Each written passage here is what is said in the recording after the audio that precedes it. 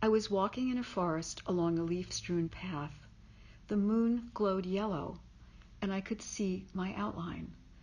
I was seeing myself from the perspective of the moon, and I was tied to the moon by a red string. As I walked along, it was my job to look back at the spilled world, and, as with anything you love, I did not exactly want to do it. When I was 12, I followed a man who worked in a food market into an abandoned lot. He was 21 and slow. His legs were firm. My fingernails were dirty. I closed my eyes and listened to his breathing.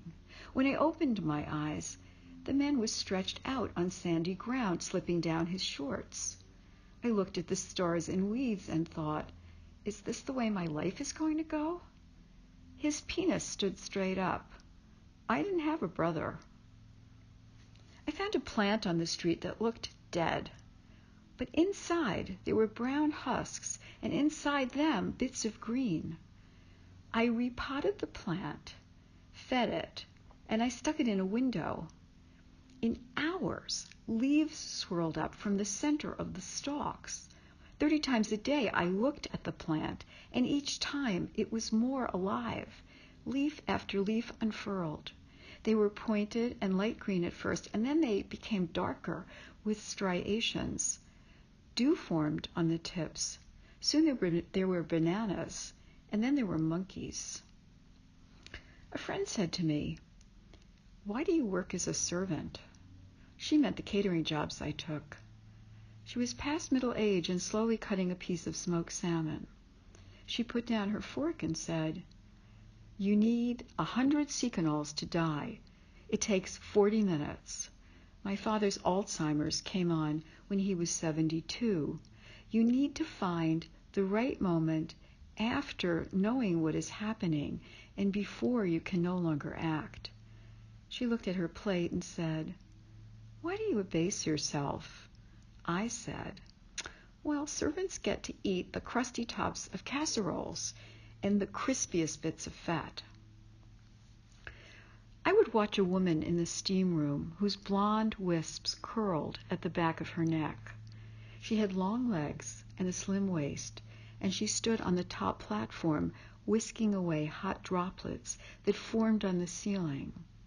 When she wasn't there, the droplets would wait, fat and indolent, before dropping.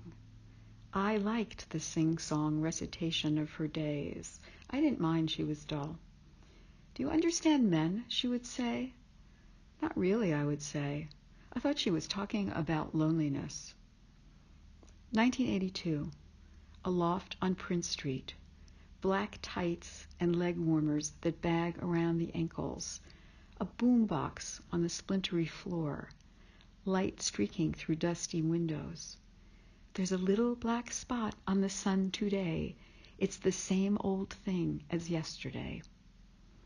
A man raised his hand in the air, and the dog jumped up.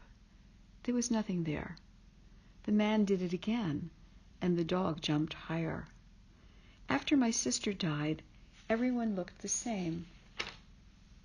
I used to meet a man for coffee who owned property in France and an apartment in New York. He said he was poor. I would pick up the check. At 20, I sailed to a Greek island with a friend. The Greek women held scarves dipped in vinegar to their faces and did not get sick. We traveled on nothing with leather bracelets. Our sunglasses came from the movies.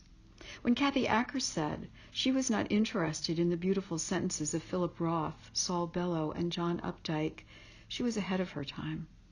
When she modeled herself on men and considered women dogs, she was a throwback to writers such as Mary McCarthy and Susan Sontag, who wanted to be glittering exceptions rather than run with a pack. Acker was inventing fire in her own small room, while outside, crowds had already built a bonfire. A young woman dies. She's on her back, her arms and legs in the air like a bug. An older woman volunteers to lie beside her and pretend she is the one who has died. The gesture is spontaneous. A a smell, a sound, a spark. She crawls under a blanket that is musty, and she stretches out beside the dead girl. She can feel her bones. The dead girl looks peaceful. At the gravesite, the dead girl will enter the coffin and no one will know she has died. The older woman will go on living, but she too will have to vanish. She hasn't calculated this. One day, I moved out of the apartment I shared with the man I was married to, and I found a place on Charles Street. It was raining and the streets were slick. A bakery smelled of butter all the time. It was a butter virus. The apartment was cold, the lighting low and red and good for the complexion. There was a fireplace and a bedroom large enough only for a mattress. I burned things.